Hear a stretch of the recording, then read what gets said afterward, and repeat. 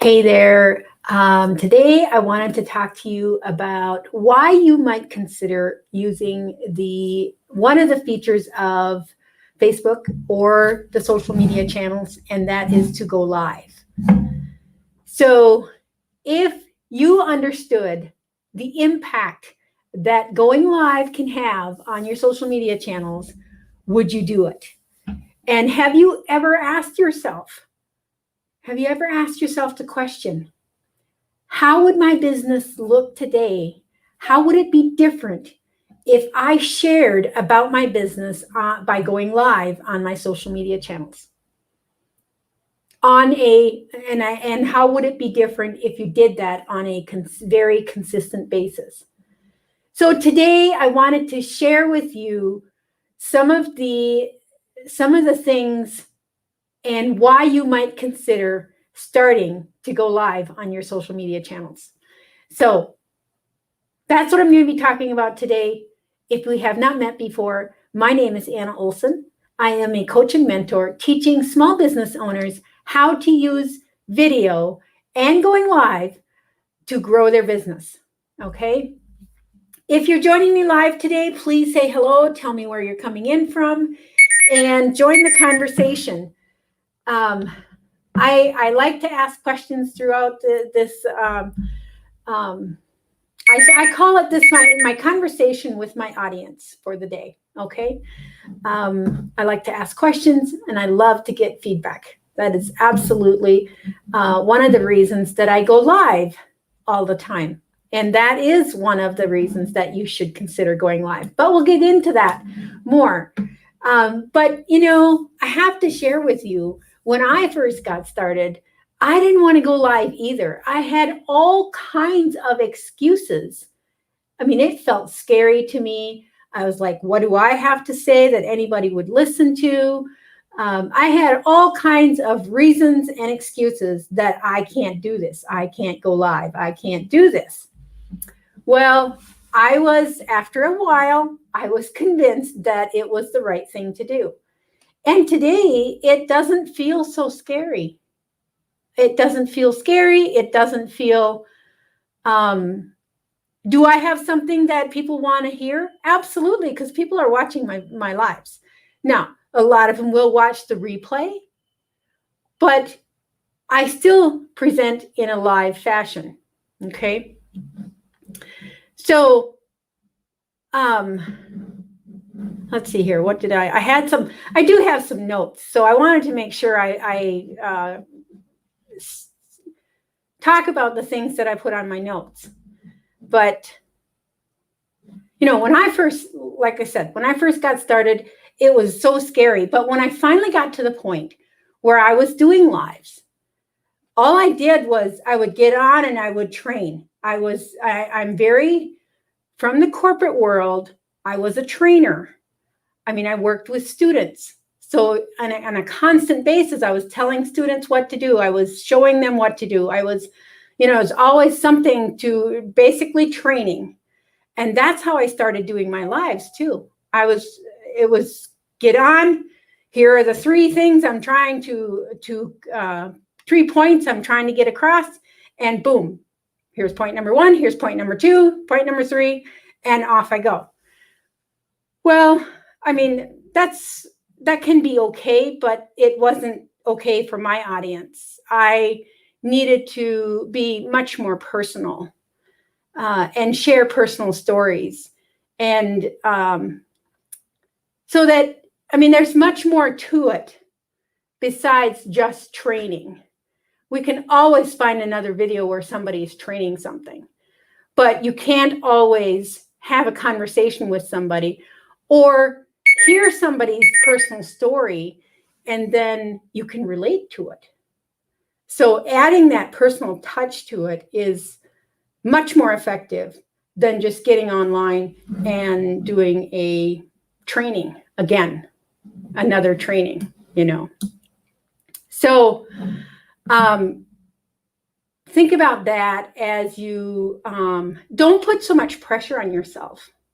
That would be my advice is don't put too much pressure on yourself. You don't have to be a professional trainer. because you can just get on and have a conversation. It's all about conversation. And of course, the more that you do it, practice makes you better. Never, ever go for perfect, because nobody wants to watch somebody that feels like they're perfect. I would much rather watch somebody on a video that is engaging, that is, that I can relate to. I'm not perfect, and I never claim to be. So I would like to relate to someone that doesn't come on and act like they're perfect. Like they're the only way that, if you don't do what they're saying, it's the only way to go, or something like that, So never, always strive to be better than yesterday, but never strive to be perfect. Okay. So let's talk about some of the things that I've gathered together, some of the things that I have experienced, and I'll talk about my experiences as I go through, but some of the things that have worked and why you might consider starting to go live on your social media. So the first thing is, this one is it's quite obvious, but you can get instant feedback. I mean, if somebody is watching you and you're talking about something, okay, so for example, I talked about how scary it was for me. If you can relate to that, just drop me a number 1 in the comments. I mean, that's instant feedback. That's instant. That's an example of instant feedback. And what a better way to understand what your audience needs than to just ask them. Just ask them. It is that simple. That's the one thing that I really like about going live on the social media channels. And the other thing is, and I've done short little videos on this one, but you can look them in the eye. I always say, make sure you look them in the eye.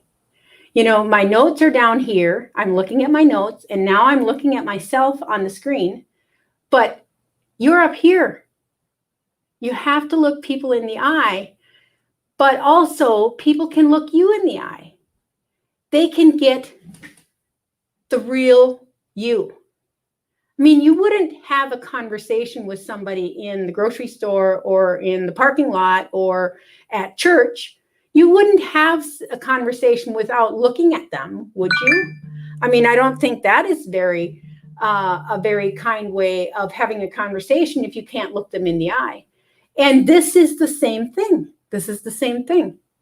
Look them in the eye. Look at the camera when you're talking to people. It's much more conversational if you look at the camera. Okay. And then the next one, which I knew that the number was really high, but I didn't realize it was quite this high. So 80% of consumers would rather watch a video than to read a post to get the information that you're trying to get across. So think about it. If you spend some time to write this big long post about whatever you're trying to get across, and 80% of consumers will watch a video of that same content versus reading a post. So to me, that's a pretty good reason to start doing lives if you're not doing them already. If you are doing them, great. I am so excited for you. Keep doing it and be consistent with it. Now, the next one is keep it real, keep it simple. Keep it real, authentic. Be authentic. Just be you. Your number one asset is to be you and to be uniquely you. So that's what this is all about. So you must be real and you must just be authentic out there. And that's when you're going to attract more people.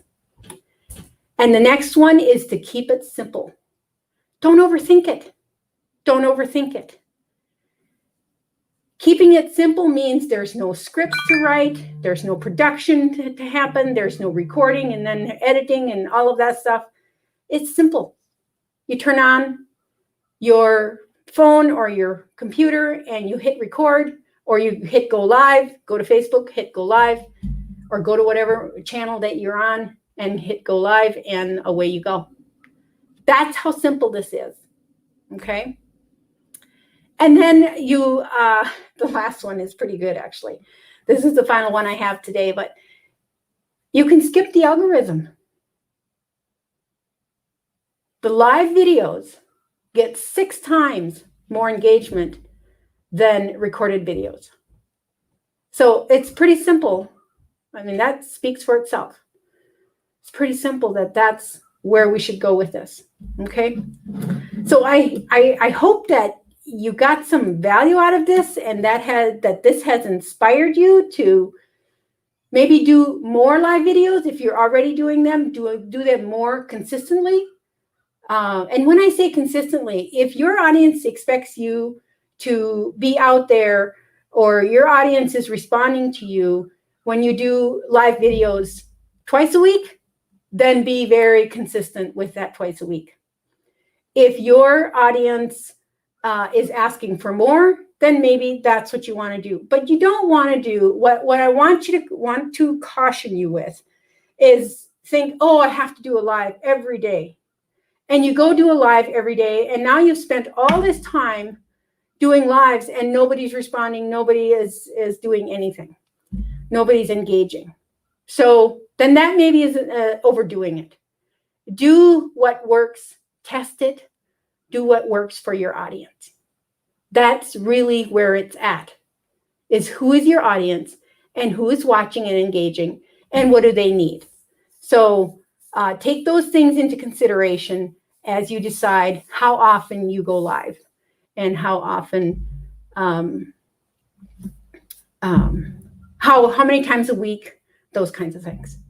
I do my lives Monday, Wednesday, and Friday. And so far that has worked for me. Other people I know that do it 5 days a week. I will probably eventually get there, but at this point I do Monday, Wednesday, Friday. So like I said, I hope that you got some value out of this, and let me know what was valuable. Let me know what was valuable. And I do have in the scrolling marquee going down here, where the video marketing training, I am working on that. That will be coming out. I also will be posting the link to my group where I give a lot more details and a lot more trainings on video marketing and going live and those kinds of things. So if you'd like to join me there, please go ahead, and we'll talk to you all at the next live video.